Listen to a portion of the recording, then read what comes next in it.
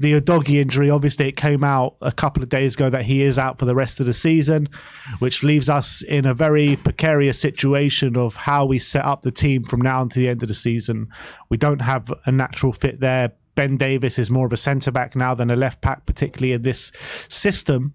So, Ash, how would you like to see Spurs set up with the left-back situation going on from now to the end of the season? For me, it's the whole square pegs and round hole situation that we have at the moment it's a real thing, because Ben Davies, as you just said, is not a left back anymore. And then you've got to shoehorn someone like a Emerson Royale, who also isn't a left back either. And especially when you're playing the left backs as midfielders in the pockets or as number 8s, it kind of just goes against everything we need to do in possession. So what do you do? Do you know what I mean? So people are starting to ask, do you put like wingers that, you know, play in a fullback position, like you got a Kulusevski? Do you play a Werner in there? But again, it's a square peg in a round hole. What are we doing? So I honestly would change it. I would change it. I would go to a back three, because it just makes sense to play the best players in their best positions. And at the moment, these are the cards we've been dealt with. So I would honestly play 3 at the back, because it just makes sense. You've got Dragushin, who could play as a right-sided centre-back. You could got Mickey van der Ven that plays as a left-sided centre-back. And then you've got Romero that can play in the middle of the 3. So for me, why force the fullback situation when we don't have fullbacks that can play in that particular area? Unless you down tools, like I said, and you say, look, let's put Ben Davies there. Then you miss the pace. You put Emerson there. Emerson's got no left foot. He's a right-footed. So they're going to target him, and they're going to purposely allow him to have the ball at certain times, because they say, look, he's not a worry. And then on top of it, when you've got someone like Emerson Royale or Ben Davies playing high up in the pitch, it's like a man wasted up there, if that makes sense. The whole reason is to have that fullback in the attacking position is to maybe do like a false run to take a player away. But Arsenal would look at that player and be like, yeah, he can run there. He's not going to do nothing, because if he's in the final third, can he shoot? Can he cross? Can he pass? Does he have the intelligence to make the attacking run? Does he have that kind of footballing IQ to know when to run? Because for me, it's all about timing of run. That's why we look static at times when the fullbacks have inverted in those particular positions. So if it's not working and you don't have the players for that particular system, but you do have players for another particular system, then for me that makes sense. Will he change it though? This is the real $1 million question that everyone's asking. I don't think he will. Personally, I don't think he will change it. I think he will go with a back 4 still, and I think he'll probably, if Poro's out, probably have Dragushin as a right back, because he has played there in his career before at Juventus as a under 21s academy graduate, and he was actually bought for that reason, actually, for Juventus. Paratici identified him as a right back, didn't he? So he can play that position. I know for us, he has played on the left side of the centre back, but we have no need for him there because Mickey van der Ven is there. Now everyone's saying, would you possibly put Mickey van der Ven as a left back? But then you've got the same problem of who's going to be the one that's going to sweep up, clean up. If Van der Ven's high up, and then the balls gets played over the top, and Mickey van der Ven's even further away from where he needs to be, then you're creating another problem on top, compound interest. So for me, personally, I can't see it working as well in a back 4, shoehorning an Emerson Royale, a Ben Davies, a Kulusevski, or because Kulusevski, yeah, physical and in the build-up, good, but defending wise, when you're asking him to do a job against Saka, Ben White, and Udogie, because they will all go over to that right-hand side where Kulusevski will be, you're asking him to do defensive responsibilities, which is taken away from his attacking prowess. I do see the positives in having a winger in a fullback position, because you've got Werner there. For me, Werner is left-footed, but again, he's right-footed, but his left foot's no good in my opinion. Every time that he does well defensively on that left-hand side, helping out his fullback, but having him there in that position, you lose that defensive solidity that we're going to need against Arsenal, who are going to have a lot of the ball. I know we're going to look to dominate a lot of the ball, but again, this is Arsenal going for the league. They're going to be on it. Do you know what I'm saying? Do you really want to risk putting a Werner, Timo Werner in that position? Bros, man, listen, yell them, everyone in the comments. Let's not make it hard work. Just make it back free, please. Yeah, I agree with that wholeheartedly, man. I think that, you know, playing a Davis or an Emerson at left back is only going to cause us major issues. And it's not just the Arsenal game, it's moving forward into the other games as well. You know, you got Liverpool going for the title, Man City going for the title, Chelsea as well, who seem to have turned a little bit of corner in recent weeks as well. Daigle, where do you stand with this? Are you in agreement? So first of all, I think we have the players, like Ashmatic said, that the back three makes total sense. We actually have, if you look at it now, 3 central defenders. If we saw them there, you'd be like, okay, I'm confident, I'm safe, I'm happy with that. But he won't. I am so dead against Van der Ven going left back, because it's good. Listen, we did it with Jan Vertonghen, but with Jan Vertonghen, our whole shape didn't revolve around him and his pace. It does with Mickey Van der Ven, and if he goes left back and he gets caught upfield, he's not getting back in time. He's not in the positions that he would be to mop up like he has been. So I think we create more problems moving him to the left than any other. But the one I didn't watch your video yesterday about the formations, but I wouldn't mind. I'll probably get pelted in the comments for this. I wouldn't mind seeing Kulusevski at left back. I really in a back four. In a back four, but if you look at it, we've been moaning about his lack of productivity up high, and it has been a complete difference since Conte. The Conte Kulusevski that was lethal up top has not rediscovered his form. But what we have all seen, and we have all commented on and commended him for, is his work rate, his defensive work, his hold-up play. And if we do play the same sort of system, but different players in that position, do I have more faith in Kulusevski if he gets higher up the pitch than I do a Ben Davies? Or if we put Emerson left back, and I don't think Emerson will be left back because we doubt Porro will be playing. And if Porro isn't there as well, then you know Emerson is going there, or Dragushin. But I wouldn't mind seeing Kulusevski. We've all been saying his hold-up play and what he's doing defensively in the ground he covers has been excellent. He's off form up top, but I think him playing at... Why not experiment? We need to see something different. I don't think... If we're going to play the same system, I want to see Kulusevski at left back, in all honesty, rather than Davies, because I certainly don't want to see Van der Ven. I don't know what people think of that, but I think Kulusevski would do a better job than Davies. Brian, you're not worried about the prospect of Deki defensively coming up against Bukayo Saka? I'm worried about anyone coming up against Bukayo Saka without Destiny or Porro. Ben Davies, as we've said, at a left back, he's even said it himself, I'm a left centre back now, not a left back. Will he get caught out if we play the same system? He will. Does he have the power and the strength and the qualities that Kulusevski may bring?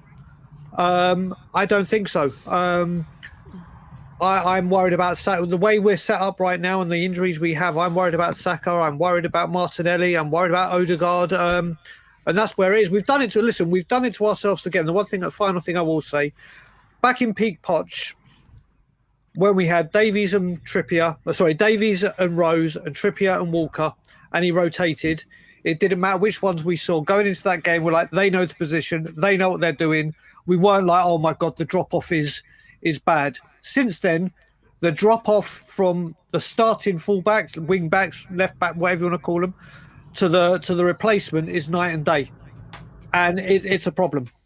Yeah, I agree, and I think we're probably all in agreement that we probably preferably want to see a back three first and foremost start for the foreseeables till till next season, probably till Destiny's back. Are you in agreement with that, Sim? First and foremost, Well, it is worrying, I would say, that one player injury is when we're talking about a complete change of formation, just with one player out. I don't think Ange would want that to be the case. I don't think he wants us to be so focused on one player being available that we have to change the whole formation to accommodate our vulnerabilities in that position. But the reality is we don't have a real left back at the moment who can do what Udogie can do.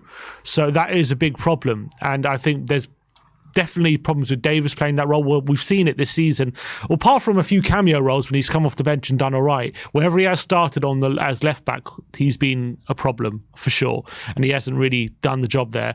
Emerson being there for sure hasn't done the job, but I think he's been pretty bad when he's played left back. He's just nowhere near good enough on the ball to retain possession and play in that inverted role. Van der Ven has played obviously left back for Wolfsburg, but playing left back for Wolfsburg is very different to the left back we're gonna want from him. You don't want Van der Ven doing what Udogie does in terms of sometimes turning up in that number 10 position, sometimes being up the pitch, that kind of thing. So I think if Ange is going to make it work, and if Ange is going to have this team functioning to a good level, he's going to have to be adaptable, in my opinion. I don't think we can just play the same way with both fullbacks inverting and expect similar results. And I know that he's ingrained in this team the whole season. Whatever the situation, whatever team we play the same way and all that kind of stuff. And I respect that, but I think he's going to have to show some adaptability at this point if we're going to be functional as a team, in my opinion. And that for me would be going to a back three. What I would want to see is us going to a back three, but kind of a bit like a hybrid, or kind of what Newcastle did. Not in the same way, but in a similar way that Newcastle were adaptable, whereas off the ball they went into kind of like a back five system, and they were very resolute, and then on the ball they kind of went to a 3-4-3. That's what I want to see Spurs do. So I want to see on the ball we go into like a back four. You have like Van der Ven as like left back, Dragoshin, Romero, on the ball you go into a back three with Van der Ven, Dragoshin, Romero. You got Porro and Werner going all the way forward, and you have like a midfield three, and then off the ball you kind of have Van der Ven staying back and being that a kind of a defender in that way. I would like to see a hybrid system in that fashion. So you keep Van der Ven back there. You don't have him going forward, but he can also kind of mix it between being in the wide area and being that left centre back as well. I would have a back three of like Van der Ven and Romero as the wide centre backs, Dragoshin in the centre, Porro given a bit more license to go forward, and then but also having to be in a back four when required, and Werner kind of half cheating, doing his defensive duties, but kind of hanging around that left hand side and ready to be that left winger when we need him to be. That's what I kind of would like to see from this team. Similar to what we did under Mourinho? We did it for a time under Mourinho with I remember Ben Davis kind of did that hybrid role. Off the ball we went to a back four, on the ball into a back three, something similar to that, I would say. Be a bit adaptable, and that's kind of the best way I see us envisage us coping without Udogie, because Udogie does such an important role tactically. Being able to keep possession with his strength, driving us up the pitch with his ability to carry the ball with his pace. He's so vital tactically, and Davis has struggled to do that role when he's had to. So I think the best way to deal with it would be to do a back three.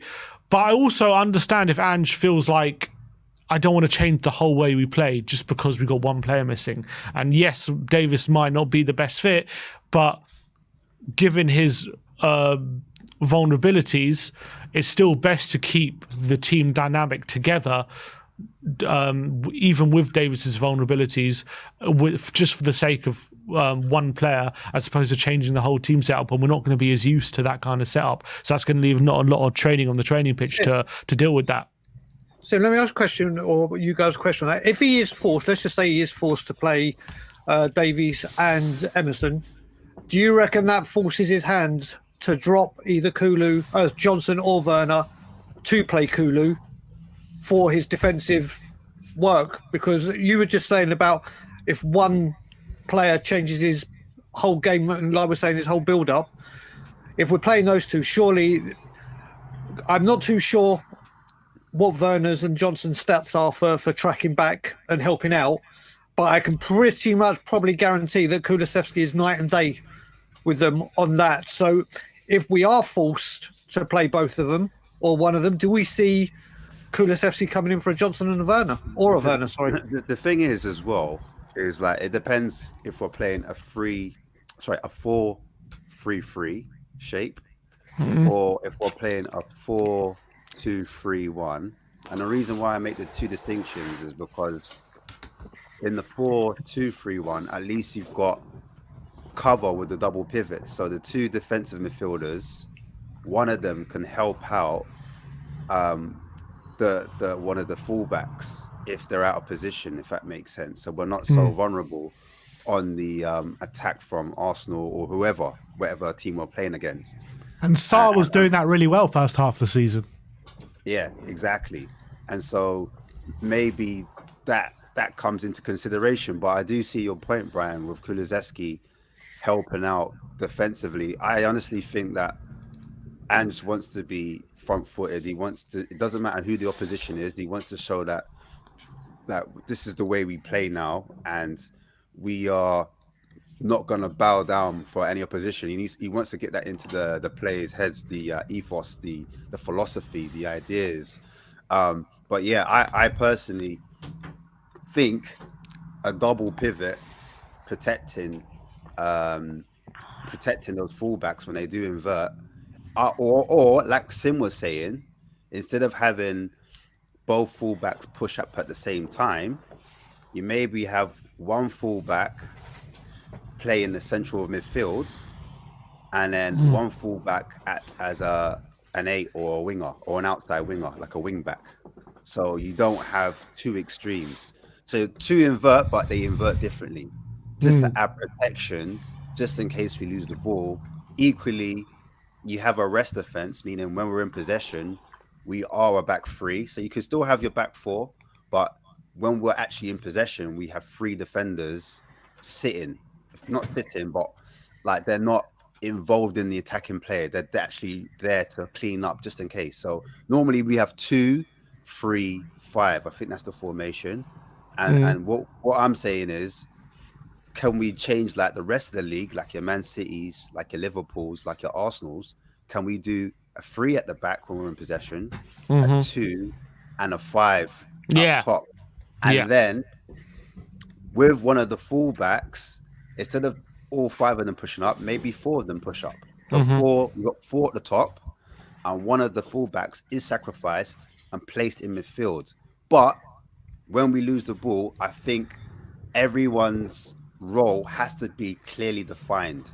So if you are a fullback and you're playing in the midfield, as soon as we lose the ball, we need to be winning those second balls, and we need to be first at the scene of the fire, because we know Gabriel wants to get on the ball and he wants to do a diagonal into someone like a Martinelli or a Trossard, whoever's on that wing.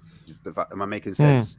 Or not even Martinelli, Saliba. So Saliba is doing a diagonal to Martinelli, let's say.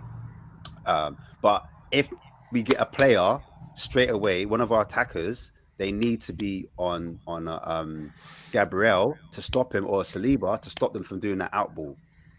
So, or when Ben White gets on the ball, or when Jorginho gets on the ball, Jorginho likes to play a long ball. He likes to dictate from deep. So we need a player that's on Jorginho. We need a player that's on Rice. Those kind of roles need to be defined and made really simple. If we're going to play really high up the pitch, we're going to be really front-footed, and we're going to stop getting played in behind, because I think that's been our biggest problem, is that we're not putting out fires quick enough at times. We are one of the top teams for high turnovers, or PDA, was it PPDA or whatever you want to call it?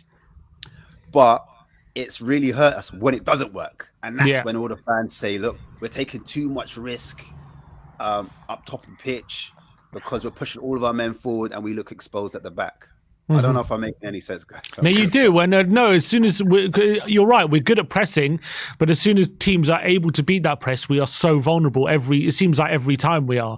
It's not like they beat the press, then like the attack peters out. It seems as though every time they beat the press, they're in on our goal and it's a chance, and that's always the biggest issue. And also another thing to consider: if Porro is injured as well, then we've got another problem. For me, I think if Porro's out, I think for me, I would play a midfielder there. I wouldn't play Emerson. I would play one of Højbjerg or Sarr at right back, because if you actually look at the profile of the fullbacks and the centre mids, it's actually quite a similar skill set. I think it's quite a similar profile needed for both kind of positions, how we play them. And I like, you need to be quite good on the ball. You need to be able to deal with the ball in tight spaces. You need to be able to cover a lot of ground. And I think someone like Sarr would be much more suited than Emerson to play that role, in my opinion. Great shout. Especially when we've seen his crosses against Villa. I think he put another one in again recently, home to Forest. I've been amazed by Sarr's actual cross. That's actually a really good shout, Sim. And I want to see him be creative, because I think we've seen Emerson enough this season at right back, and it just hasn't. I've never seen it really work ever. Apart from maybe the first day of the season against Brentford when he scored. Even that game, he struggled against Rigo. How many games has he actually played, though? He played Wolves at home. And he played Brentford at home, away. Sorry, I think that's it. Potentially, he came on. Obviously, a few games. He came on against Newcastle for Porro, didn't he? And then when he did come on, didn't think it was that great. Yeah, in the final thirds, he's just useless. He's not effective, I'd say. Like in terms of that's presence. another way of putting it. I'm just saying in terms of presence. You know, like Ben, you could probably hardly remember his performance, and Brian, like, tell me one good thing he did. Like, it's hard to kind of put it into, even if you watch it back now, you probably struggle to say like, okay, right, this is what he offers, this is what he does on the ball. Like, do you know what I mean? He's almost like he offers vibes. That's about it. Yeah, you need Barry on this stream to get the chronological things that he's done. Wrong people to ask. Let me ask you this though, like, because I think that the narrative around the Spurs fan base is that Ange ain't going to change it. He's going to play Davis at left back. He's going to play Emerson at right back. If he does do that, is he being too stubborn for his own good? Ange out. I'm joking now. He does need to tweak in certain situations where if, you know, they're not offering anything in the game and we're absolutely getting pummeled, then he's going to need to change something, because it's not working. Whether we have a lot of the ball or, you know, it doesn't matter, because we've had a lot of possession against most teams. Even the top teams, we've had decent amount of possession, but if those players aren't effective in the attacking third and they're not helping, like for example, Maddison, everyone's screaming at, we need Maddison in the right position, and now you've got the fullbacks where he should be effectively. But if you've got Maddison dropping wide in midfield, or he's dropping in that 6th role trying to, you know, dictate from deep, it's the movement from the fullback in that midfield position that's meant to take and create space for Maddison to kind of make things happen, if that makes sense.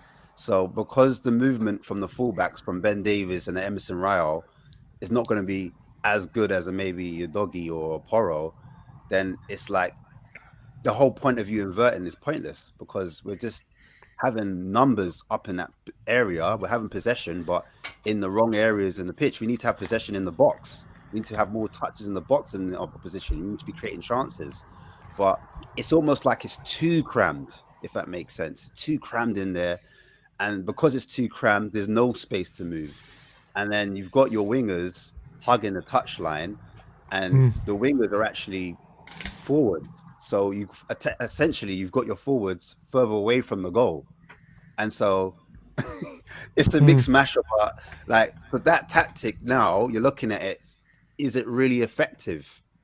It's like it's starting to break Not when down. you have those fullbacks, it isn't, because you're getting Emerson and Davis in these forward positions where they're not comfortable. Udogie and Porro is different, because, you know, they're great in those positions. They're really forward-thinking players. But when you got Emerson and Davis there, I think the whole system, how it functions, is completely This is what different. I'm saying. This That's is what I'm what I saying. missed We it need wrong. to I said have it a bit wrong, of but give yeah. and take from Ange from now to the end of the season. We can't have him, being way too stubborn in his system, because he needs to be able to change things up, especially when we don't have the personnel to play that system. He just needs to. Spurs Watcher saying, where was it? I just had it. They're saying that Dan Kilpatrick believes that Davis is likely to replace Udogie at left back for the North London derby. It's a problem.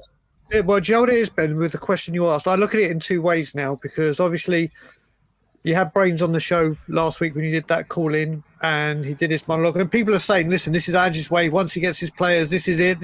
Give it time. The players got, which, okay, let's go by that and go by that premise. Okay, carry on doing that. Might not have the players if that's what I do have a problem with, and where I would call Ange stubborn, and what I'm getting a little bit frustrated with him is I understand he wants to do that, but like at Newcastle and other games when we're under siege, just for 10, 15 minutes, go, right, drop deeper.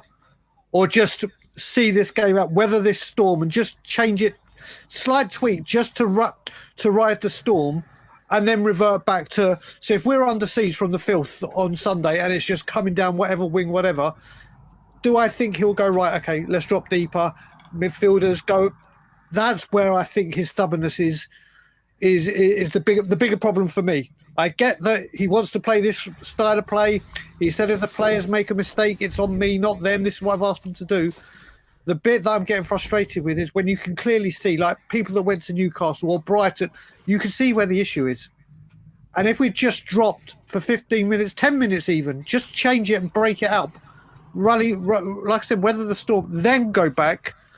That's what I want to see from him. And I think we need to see from him. I agree.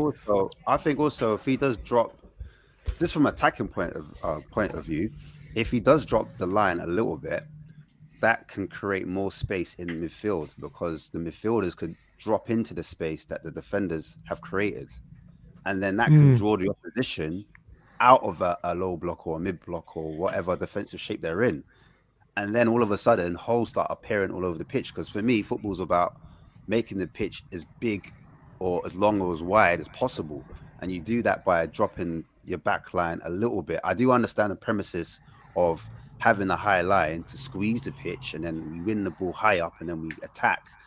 But also, like you said, there is a time and a place where you can, say, look, we're a bit narrow, we're a bit tight, we're a bit congested, maybe like a couple yards here, let's open the pitch up.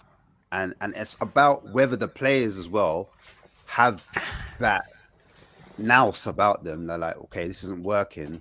All right, cool. How can we switch it up? And then also the relationship, because Maddison predominantly, I know he's a free roamer, but predominantly he operates as a deep line playmaker or a wide midfielder. And it's about him having a relationship with, if Ben Davies does start, like Ben Davies needs to know, like if, he drops into his position as a left back, like Maddison, let's say he drops into left back to pick up the ball and receive it, then Ben Davies needs to know, all right, I need to be in that 8 position and I need to make a run to pull a player away to give Maddison more space. Do you understand? So then Maddison can find a killer pass, because that's one thing I haven't seen from Maddison. I haven't seen him threading balls from deep and cutting teams open and doing balls over the top or spraying balls across the pitch. And the reason for that is because maybe if you've got a Ben Davies in there now looking forward, is he going to do those runs? Is he going to time those runs that he's going to help open up the pitch for Maddison and make things different? Do you know what I mean? And vice versa. You want to see Ben Davies go on the outside, then Werner goes inside, or whoever's on the left goes on the inside, and then vice versa. You might want to see Maddison in the actual 10 position where we bought him for to do actual damage, where he can actually get a shot off, in those right particular areas. So that all of these positions marrying into wing with each other, and the understanding between the players need to be spot on. So it's going to be interesting to see what Ben Davies. What we can say about Ben Davies though is, like, no, he hasn't got the pace, and no, he hasn't got, like, the footballing attacking prowess, but defensively he's going to get a lot of blocks in. He's going to be positionally, he's going to be in the right position. He's an experienced head. I'm not advocating for Ben Davies, but look, this is the cards we've been dealt. You know what I'm saying? So it is what it is. Ben Davies as a defender will help us out defensively. It's just going forward. That's where the issue lays. So I'm trying to be positive, guys. I don't know. I'm running out.